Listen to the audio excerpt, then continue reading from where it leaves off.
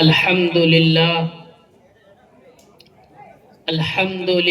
الذي لم يزل عالما قديرا حيا قيوما سميعا بصيرا، ونشهد أن لا إله إلا الله وحده لا شريك له، ونشهد أن محمدا عبده ورسوله.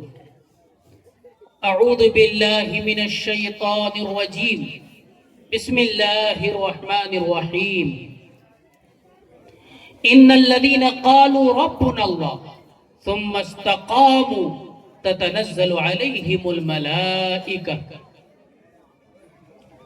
صدق اللہ المولانا العظیم.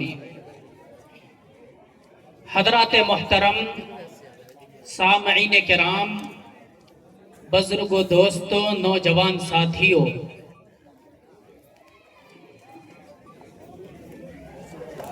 ابھی ہم نے قرآن کریم کی ایک آیت کریمہ پڑھی ہے. اس آیت کریمہ میں اللہ تبارک و تعالی یعنی ہم سب کے خالق، ہم سب کے مالک، پروردگار اور پالنہار ارشاد فرماتے ہیں، جس نے یہ کہا کہ ہمارا رب اللہ ہے. ان الذین قالوا ربنا اللہ ثم استقاموا. اب اس کی ذمہ داری یہ ہے کہ وہ پوری مضبوطی سے اپنے دین پر اور اپنے ایمان پر قائم رہے. ایک صحابی رسول ہیں حضرت سفیان بن عبداللہ الثقفی رضی اللہ تعالیٰ عنہ، بڑے جلیل القدر صحابی رسول ہیں. وہ کہتے ہیں، نبی کریم سرکار دو جہاں صلی اللہ علیہ وسلم سے میں نے پوچھا، کوئی ایسی بات بتا دیجئے کہ پھر کسی اور سے پوچھنے کی ضرورت پیش نہ آئے. اللہ کے رسول پیارے نبی تاجدار بطحا امام الانبیاء صلی اللہ علیہ وسلم نے جواب میں ارشاد فرمایا، قل آمنت باللہ ثم استقیم. یہ کہہ دو کہ ہم نے ایمان لایا اللہ پر اور اس پر جم جاؤ. جمنے کا مطلب یہ ہے کہ حالات آئیں، مسائل آئے، پریشانیاں آئیں، ایسے موڑ پر اپنے دین پر، اپنے ایمان پر، اپنے اسلام پر ثابت قدمی کا مظاہرہ کرنا ہے اور ذرا سا ڈگمگانا نہیں ہے. انشاءاللہ ہم لوگ ثابت قدمی کا مظاہرہ کریں گے انشاءاللہ. کتنے لوگ ہیں جو مسلمان ہیں؟ کتنے لوگ ہیں جو مسلمان ہیں؟ ہاتھ اٹھائیے. ہاتھ نہیں اٹھ رہا ہے. اللہ تبارک و تعالی یہ اعلان کرتے ہیں کہ مسلمانوں، جب تم نے یہ اعلان کر دیا کہ ہم مسلمان ہیں، اب تمہاری یہ ذمہ داری ہے کہ ہر حالت میں اپنے دین پر، اپنے ایمان پر، اپنے اسلام پر ہم ثابت قدم رہیں گے انشاءاللہ. حالات آئیں گے. آج کے جو حالات ہیں، جو مسائل ہیں، جو کچھ دیکھ رہے ہیں، اس سے بھی زیادہ برے حالات آئیں گے. میرے نبی نے یہ اعلان کیا کہ لوگوں، ایک دن آئے گا کہ دین پر قائم رہنا، اپنے اسلام پر قائم رہنا ویسے ہی مشکل ہوگا جیسے آگ کے انگارے کو اپنے ہاتھ سے پکڑنا. آگ کے انگارے کو اپنے ہاتھ سے پکڑنا مشکل ہے. اسی طرح سے ایسے حالات آئیں گے کہ دین پر قائم رہنا، اسلام پر قائم رہنا مشکل ہو جائے گا. لیکن انشاءاللہ آسمان کے نیچے اس زمین پر اللہ تبارک و تعالیٰ کو حاضر و ناظر رکھ کر ہم یہ گواہی دیتے ہیں، ہم یہ اقرار کرتے ہیں کہ انشاءاللہ اپنے دین پر ہم قائم رہیں گے انشاءاللہ۔ حالات آ سکتے ہیں اور آ جائیں۔ ایک دور تھا، حالات آئے، حضرت خباب بن الارت رضی اللہ تعالیٰ عنہ ایک بڑے جلیل القدر صحابی رسول ہیں، ایک غلام تھے۔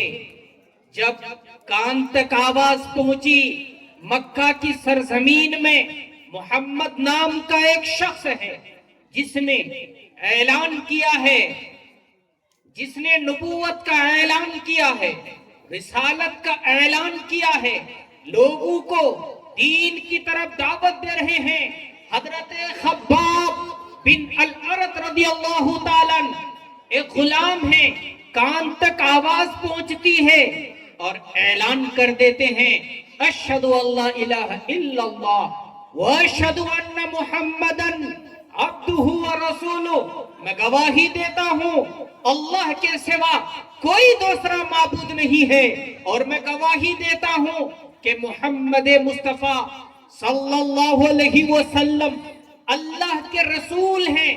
یہ اعلان کرنا تھا، یہ اقرار کرنا تھا کہ اس کے نتیجے میں آگ جلایا گیا، شعلے دہکنے لگے، آگ کے انگارے اٹھنے لگے، حضرت خباب بن الارت رضی اللہ تعالیٰ عنہ کو اس آگ میں ڈال دیا گیا، اس دہکتی ہوئی آگ میں ڈال دیا گیا، ایک طرف سے گھسیٹ کر دوسری طرف لے جایا گیا، دوسری طرف سے گھسیٹ کر پھر اس طرف لے جایا گیا۔ اس گھسیٹنے کے نتیجے میں جسم سے خون نکلتے، چربیاں نکلتی اور وہ آگ بجھ جاتی تھی، مگر اس کے باوجود زبان پر ایک ہی نعرہ ہے اشہد اللہ الہ الا اللہ واشہد ان محمدن عبدہ ورسولہ۔ کہا گیا اے خباب چھوڑ دو، کہا گیا اے خباب محمد کے دامن کو چھوڑ دو، کہا گیا اے خباب قرآن کا نام لینا چھوڑ دو، اے خباب ایک اللہ کا نام لینا چھوڑ دو۔ لیکن حضرت خباب نے کہا کہ میں نے دامن محمد میں پناہ لے لی ہے، اب اس کو نہیں چھوڑ سکتا۔ حضرت خباب بن الارت رضی اللہ تعالیٰ عنہ اللہ کے رسول پیارے نبی تاجدار بطحا امام الانبیاء صلی اللہ علیہ وسلم کے پاس آتے ہیں۔ اللہ کے رسول پیارے نبی صلی اللہ علیہ وسلم خانہ کعبہ کے نیچے چادر اوڑھ کر آرام فرما رہے ہیں۔ حضرت خباب کہتے ہیں اے اللہ کے رسول پیارے نبی صلی اللہ علیہ وسلم اللہ کی مدد کب آئے گی؟ اللہ کے رسول پیارے نبی نے حضرت خباب کے چہرے کو دیکھا، اللہ کے رسول کو یہ محسوس ہوا کہ کہیں ایسا تو نہیں کہ ان کا حوصلہ ٹوٹ رہا ہے۔ اللہ کے رسول پیارے نبی صلی اللہ علیہ وسلم نے کہا اے خباب ابھی تو گھبرا گیا، اے خباب ابھی تو ڈر گیا، اے خباب ابھی تم نے اپنے حوصلوں کو توڑ دیا، اے خباب تم سے پہلے لوگ آئے تھے، انہوں نے اپنے ایمان کا اعلان کیا تھا، رب کی وحدانیت کا اعلان کیا تھا، اس کے نتیجے میں گڑھا کھود کر زمین پر گاڑ دیا گیا، آرے مشین لایا گیا اور اس کے جسم کو چیڑ دیا گیا، لوہے کے کنگیوں سے گوشت کو نوچ لیا گیا، مگر اس کے باوجود ان کی زبان پر کوئی شکایت نہیں آئی اور اعلان کیا کہ میرا رب ایک ہے، میرا خدا ایک ہے، میرا اللہ ایک ہے۔ اللہ کے رسول پیارے نبی نے کہا اے خباب ابھی تو گھبرا گیا۔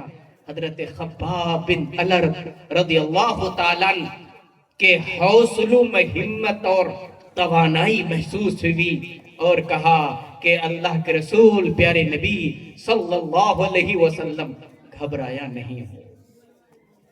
تو کیا ہم لوگ گھبرا گئے اتنی جلدی گھبرا گئے؟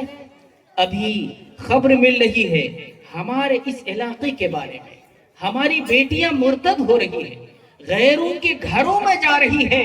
اے میرے نوجوان ساتھیوں اور ہمارے بوڑھے بزرگوں، اپنے بچوں کی اور اپنے بچوں کی ایمان کی حفاظت کیجیے۔ دنیا کی ساری دولتیں مل جائیں، رب ذوالجلال کی قسم، اگر ایمان نہ ملا، اگر اسلام نہ ملا، ان ساری دولتوں کا کوئی حاصل نہیں ہے۔ کل قیامت کے دن رب ذوالجلال کے سامنے میں ایسے لوگ آئیں گے جن کے پاس دولتیں ہوں گی، جن کے پاس دولتیں ہوں گی، جن کے پاس حکومتیں ہوں گی، جن کے پاس تاج و تخت دنیا میں رہا ہوگا، لیکن ان کا دل ایمان سے خالی ہوگا۔ اس حکومت کی، اس سلطنت کی، اس دولت کی، دنیاوی طاقت کی کوئی اہمیت نہیں ہے۔ اس کے بالمقابل اگر ایمان آپ کے پاس ہے، رب ذوالجلال کی قسم، دنیا میں کچھ بھی نہیں ہے۔ اگر ایمان کی حالت میں دنیا سے جاتے ہیں، یہ ہمارے پاس سب سے بڑی نعمت ہے۔ تو اس ایمان پر قائم رہیں گے انشاءاللہ، اپنے بچوں کی فکر کریں گے، اپنے بچوں کی فکر کریں گے انشاءاللہ۔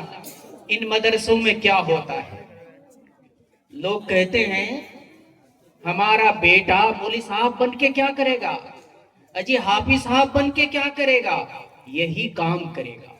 نبی کریم سرکار دو جہاں صلی اللہ علیہ وسلم نے حضرات صحابہ کرام کی تربیت فرمائی، اور تربیت کیسی تھی؟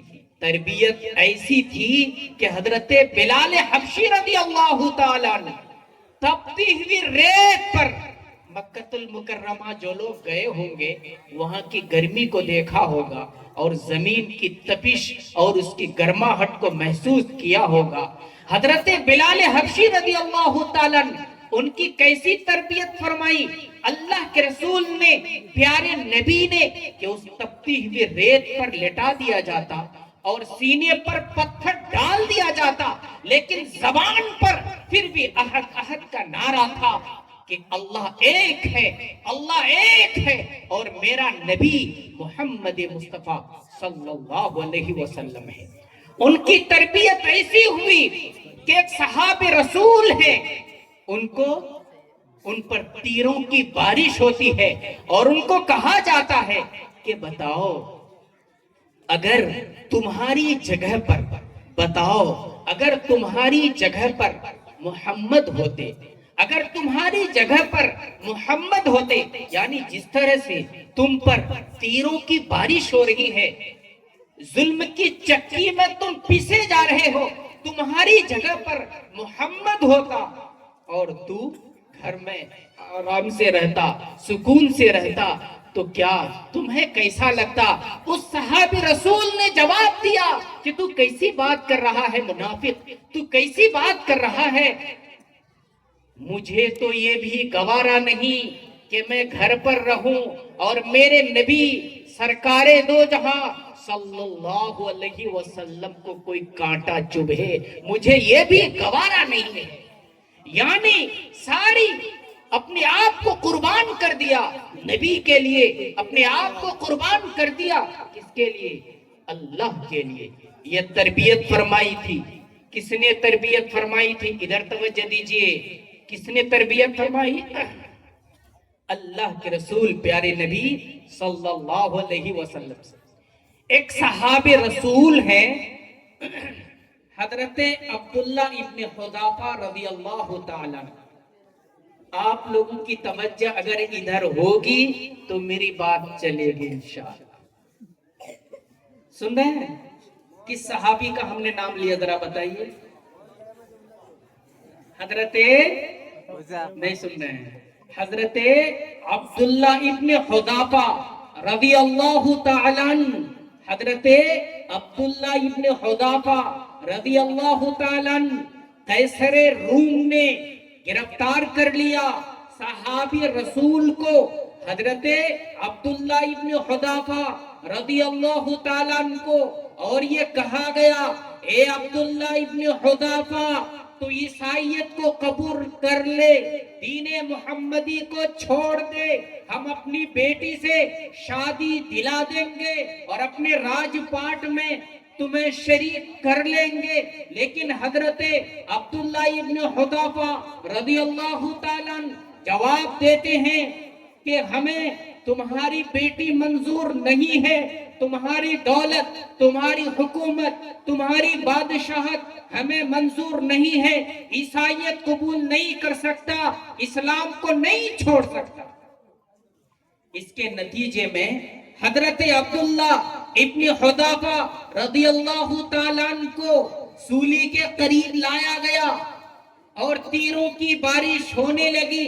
حضرت عبداللہ ابن حذافہ رضی اللہ تعالیٰ عنہ پھر بھی ڈٹا رہا، عیسائیت کو قبول نہیں کر سکتا، اسلام کو نہیں چھوڑ سکتا، ہمیں تمہاری بیٹی منظور نہیں ہے، تمہاری بادشاہت منظور نہیں ہے۔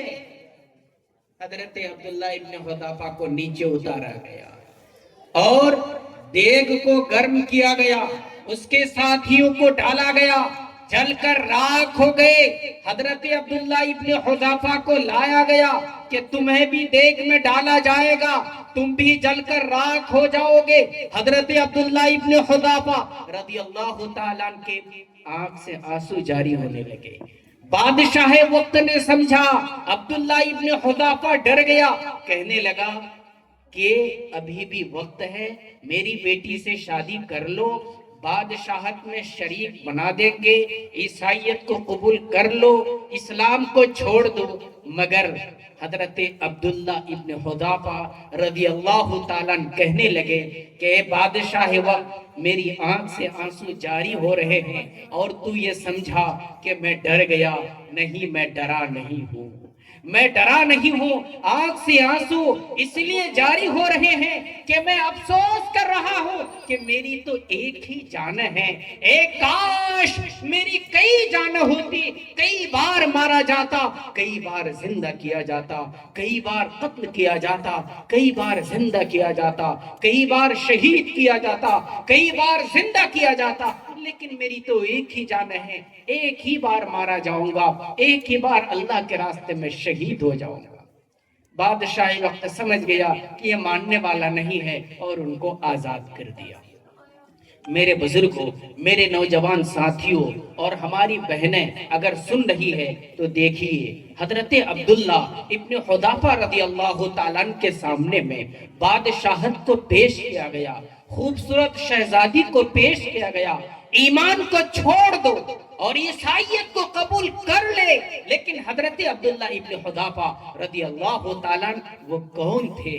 نبی کے دیوانے تھے، نبی کے عاشق تھے، نبی پر مر مٹنے والے تھے، اور نبی نے ان کی تربیت کی تھی، کہہ دیا کہ نہیں چھوڑ سکتا۔ اور پھر اللہ کے رسول نے حضرات صحابہ کرام کو تیار کیا، حضرات صحابہ کرام نے تابعین کو تیار کیا، انہوں نے تبع تابعین کو تیار کیا، پھر انہوں نے علماء کو تیار کیا، محدثین کو تیار کیا، مفسرین کو تیار کیا، حفاظ کو تیار کیا۔ یہ سلسلہ جو آج مدرسے میں ہے، یہ وہی سلسلہ ہے۔ یہ کیا ہے؟ وہی سلسلہ ہے۔ پوری تاریخ پڑھیے، حالات آئے، مسائل آئے، پریشانیاں آئی، فتنے آئے، لیکن علماء کرام نے ہمیشہ ہر دور میں پوری مضبوطی سے مقابلہ کیا۔ بادشاہ اکبر کو آپ لوگ جانتے ہوں گے، جن کو مغل اعظم کہا جاتا ہے، جس نے بنیاد ڈالی تھی مغلیہ سلطنت کی۔ اس شخص نے دین اکبری کی بھی بنیاد ڈالی تھی۔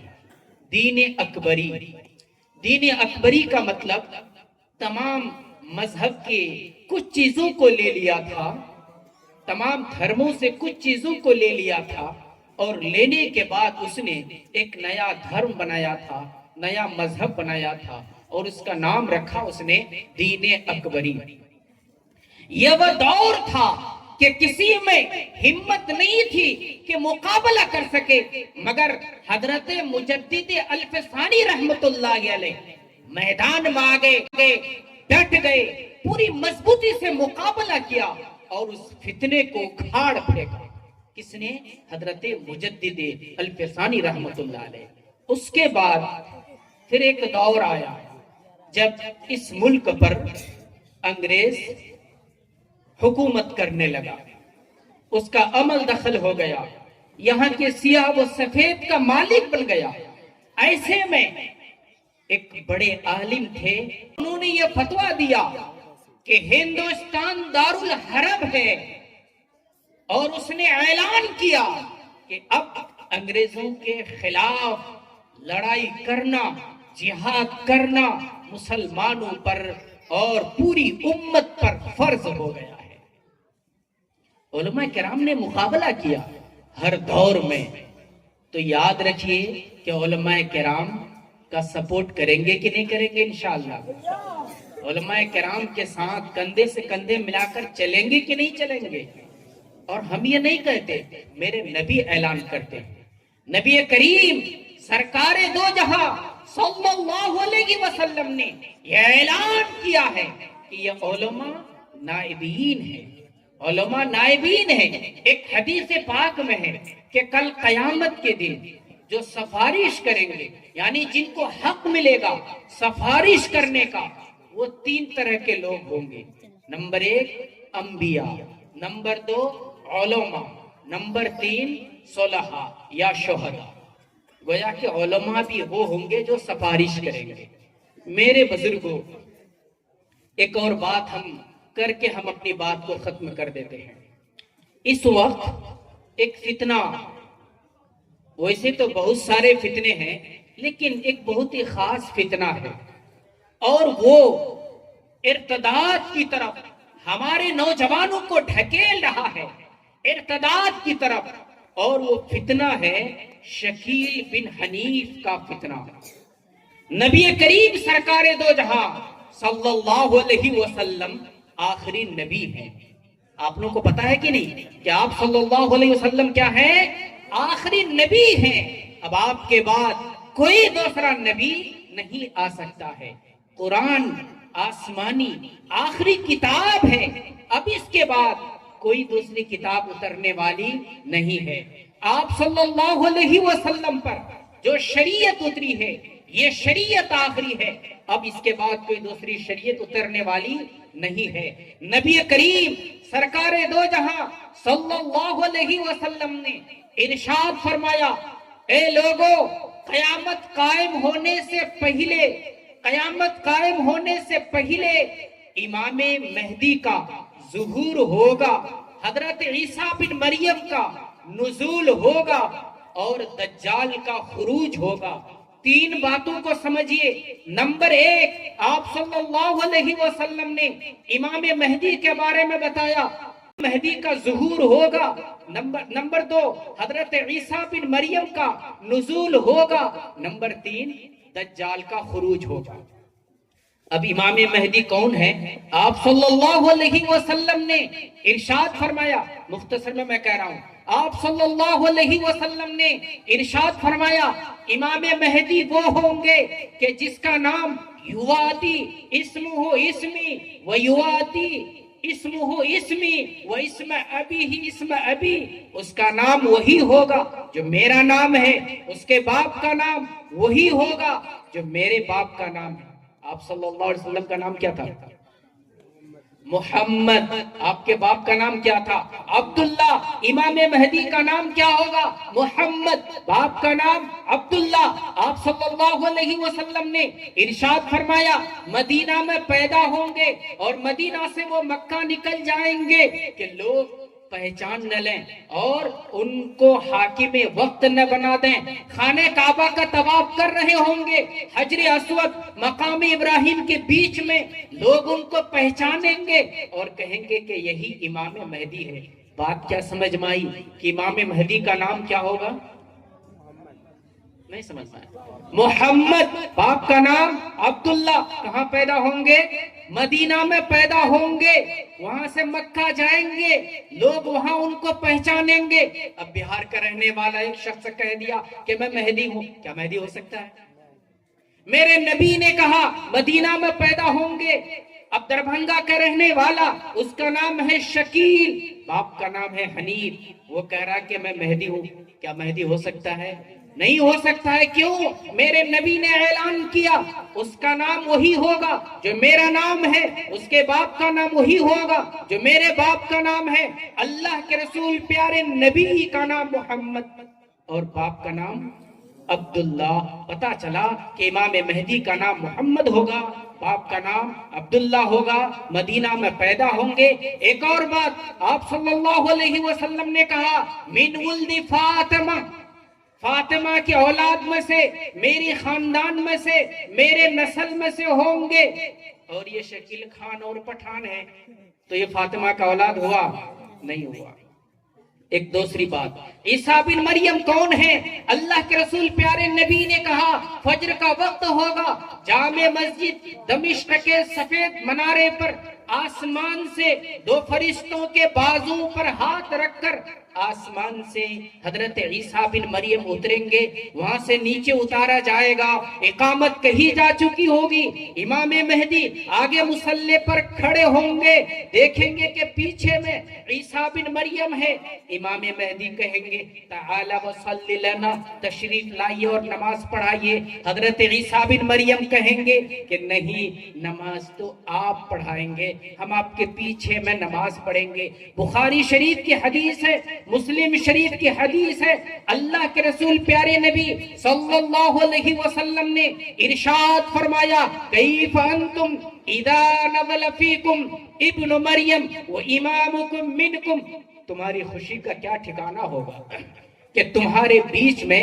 ابن مریم موجود ہیں، لیکن امامت تمہیں کا ایک شخص کرا رہا ہے، یعنی امام مہدی۔ پتا کیا چلا؟ امام مہدی الگ ہیں، عیسیٰ بن مریم الگ ہیں۔ امام مہدی ماں کے پیٹ سے پیدا ہوں گے، حضرت عیسیٰ بن مریم پہلے پیدا ہو چکے تھے، ابھی آسمان پر ریزرو ہیں۔ اللہ کے رسول پیارے نبی نے خوشخبری سنائی، آخری وقت میں وہ آسمان سے اتریں گے۔ تو بتائیے کہ امام مہدی اور عیسیٰ دونوں ایک ہی ہیں کہ الگ الگ ہیں؟ نہیں سمجھ میں آیا؟ دونوں ایک ہی ہیں کہ الگ الگ ہیں؟ اب یہ شکیل بن حنیف ویسے ہی جیسے مرزا غلام احمد قادیانی نبوت کا دعویٰ کرنے سے پہلے نعوذ باللہ وہ اپنے بارے میں یہ کہتا تھا میں ہی مہدی ہوں، میں ہی عیسیٰ ہوں، شکیل بن حنیف بھی کہتا ہے میں ہی عیسیٰ ہوں، میں ہی مہدی ہوں۔ یہ جھوٹا ہے کہ نہیں ہے؟ تیسری بات، دجال کے بارے میں اللہ کے رسول پیارے نبی صلی اللہ علیہ وسلم نے ارشاد فرمایا، آنکھ سے کانا ہوگا، ایک آنکھ سے کانا ہوگا۔ عبد العزیٰ بن قطن کے مشابہ قرار دیا، یعنی ایک شخص ہوگا، ایک شخص ہوگا۔ اور حضرت عیسیٰ بن مریم جو آسمان سے اتریں گے، ان کا اصل کام یہی ہوگا کہ وہ دجال کو قتل کریں گے۔ دجال کو کیا کریں گے؟ قتل کریں گے۔ یہ بتائیے قتل کس کو کیا جاتا ہے؟ جس کے اندر جان ہوتی ہے، جس کے اندر روح ہوتا ہے، اس کو قتل کیا جاتا ہے۔ اب شکیل بن حنیف نے جب کہا کہ میں عیسیٰ ہوں، میں مہدی ہوں، لوگوں نے کہا کہ پھر دجال کہاں ہے؟ چونکہ دجال کا زمانہ بھی تو وہی ہوگا، تو وہ کہا کہ امریکہ اور فرانس ہی دجال ہے۔ کیا ہو سکتا ہے؟ اللہ کے رسول پیارے نبی صلی اللہ علیہ وسلم نے بہت ہی واضح انداز میں دجال کے بارے میں بہت ہی کلیئر انداز میں آپ نے بیان فرمایا، ایک شخص کے مشابہ قرار دیا کہ وہ فلاں شخص کی طرح سے ہوگا۔ یہ گھوٹالہ ہو رہا ہے۔ میرے بزرگوں، آپ یقین جانیے کہ بہار میں ہزاروں کی تعداد میں ہمارے نوجوان شکیل بن حنیف سے متاثر ہو گئے، اور تمام علماء اسلام نے متفقہ طور پر یہ فتویٰ دیا کہ شکیل بن حنیف یہ کافر ہے، اسلام سے خارج ہے، یہ مرتد ہے، اس کے ماننے والوں کا اسلام سے کوئی رشتہ نہیں، مسلمانوں سے کوئی رشتہ نہیں۔ اگر کوئی شخص یہ کہتا ہے کہ شکیل بن حنیف مہدی یا عیسیٰ ہے، نعوذ باللہ، تو اس کا ہم سے کوئی رشتہ نہیں۔ مسجد میں اس کو آنے نہ دیں، اپنے قبرستان میں جگہ نہ دیں۔ تمام علماء کرام کا یہ متفقہ فیصلہ ہے۔ تو انشاءاللہ اس پر عمل کریں گے ہم لوگ۔ میرے بزرگوں، میں یہ کہہ رہا تھا کہ یہ مدرسے ہیں، یہ علماء کرام کی جماعت ہے، یہ ادارے ہیں، انہوں نے ہر دور میں فتنوں کا مقابلہ کیا ہے۔ ہم آپ سے گزارش کرتے ہیں کہ دیکھیے مدرسوں کا تعاون کیجیے، علماء کرام کو سپورٹ کیجیے۔ ایک حدیث پاک ہے، بعض لوگوں نے اس کو حدیث بھی کہا ہے اور بعض لوگوں نے قول سے تعبیر کیا ہے، عالمن، یا تو عالم بنو، یا تو کیا بنو، عالم بنو، یا طالب علم بنو، یا تو عالم بنو یا طالب علم بنو، یا علماء سے محبت کرنے والے بنو، یا ان کی بات سننے والے بنو۔ پانچویں چیز مت بننا، ورنہ ہلاک و برباد ہو جاؤ گے، ورنہ کیا ہو جاؤ گے، ہلاک و برباد ہو جائے گے۔ اس وقت ضرورت ہے کہ ہمارے نوجوان جو ادھر ادھر گھوم رہے ہیں، بھٹک رہے ہیں، ان کا رشتہ علماء کرام سے جوڑیے۔ اور ہم اپنے نوجوانوں سے بھی کہتے ہیں کہ یوٹیوب میں ہر چیز کو جو آپ دیکھتے ہیں، ہر شخص کی بات کو سنتے ہیں، اس کو بند کیجیے۔ ایک ایک مسئلے کو تلاش کرنے کے لیے صرف گوگل کا سہارا لیتے ہیں، اس کو ختم کیجیے۔ کیوں؟ اب ایک گوگل میں ایک ویب سائٹ ہے الاسلام، ایک ویب سائٹ ہے الفضل، ایک ویب سائٹ ہے محدث نام کا۔ یہ وہ ویب سائٹ ہے جو قادیانیوں کی طرف سے ہے، اور ہمارے نوجوان اس کی وجہ سے مرتد ہو رہے ہیں، بہک رہے ہیں۔ تو اس لیے جن چیزوں کو دیکھیے، ہم اپنے نوجوانوں سے کہتے ہیں علماء کرام کے قریب آئیے، مسجد کے امام صاحب کے پاس آئیے، مدرسے کے استاذ کے پاس آئیے اور کہیے کہ حضرت ہم فلاں شخص کو سن رہے ہیں، آپ رہنمائی فرمائیے کہ ہم ان کی بات کو سنیں یا ان کی بات کو نہیں سنیں۔ ہمارے نوجوان اس پر عمل کریں گے انشاءاللہ، انشاءاللہ عمل کریں گے۔ اپنے قریب کے نوجوانوں سے جڑیے۔ اور یہ مدرسہ کاشف العلوم، مدرسہ کاشف العلوم، بڑی خوشی کی بات ہے کہ آج کتنے طلبہ ہیں، 11 بچے ہیں جنہوں نے قرآن کریم حفظ کیا۔ یہ کوئی معمولی بات نہیں ہے، یہ کوئی معمولی بات نہیں ہے۔ ہم لوگ اس کو معمولی سمجھ رہے ہیں، مگر یہ معمولی بات نہیں ہے۔ کیوں معمولی بات نہیں ہے؟ میرے نبی نے کیا اعلان کیا سنیے۔ اللہ کے رسول پیارے نبی صلی اللہ علیہ وسلم نے اعلان کیا، خیرکم من تعلم القرآن وعلمہ، اے لوگو تم میں سب سے بہتر ہے جو قرآن کریم کو پڑھتا ہے، جو قرآن کریم کو پڑھاتا ہے۔ سب سے بہتر تم میں وہ انسان ہے جو قرآن کو پڑھتا اور قرآن کریم کو پڑھاتا ہے۔ یعنی یہ ایوارڈ دیا، کس نے ایوارڈ دیا؟ اللہ کے رسول پیارے نبی صلی اللہ علیہ وسلم نے یہ ایوارڈ دیا۔ کن کو؟ حفاظ کو اور ان بچوں کو ایوارڈ دیا جو آج فارغ ہو رہے ہیں۔ آج اگر یونیورسٹی سے کوئی ایوارڈ ملتا ہے، ہم لوگ لٹکا کر رکھتے ہیں، لوگوں کو دکھاتے ہیں، لیکن ذرا سوچو کہ میرے نبی ایوارڈ دے رہے ہیں، امام الانبیاء ایوارڈ دے رہے ہیں، خاتم النبیین یہ ایوارڈ دے رہے ہیں، اور قیامت تک کے تمام انسانوں سے افضل قرار دے رہے ہیں، خیرکم من تعلم القرآن وعلمہ۔ غلطیاں ہو سکتی ہیں، ہم انسان ہیں، ہم سے بھی غلطیاں ہو سکتی ہے، ہم سے بھی گناہ کا صدور ہو سکتا ہے، مگر اس کے باوجود جو علماء ہیں، جو حفاظ ہیں، جو حفظ کے پڑھنے پڑھانے والے ہیں، اللہ کے رسول ان کے بارے میں کہہ رہے ہیں، خیرکم من تعلم القرآن وعلمہ، تم میں سب سے بہتر وہ انسان ہے جو قرآن کریم کو پڑھتا اور پڑھاتا ہے۔ بڑا مبارک یہ موقع ہے، اللہ تبارک و تعالی آپ سب کے بیٹھنے کو قبول فرمائے، ہم سب کے بیٹھنے کو قبول فرمائے، ہم سب کے جمع ہونے کو اپنی رضا کے لیے قبول فرمائے، آمین۔ وما علینا الا البلاغ۔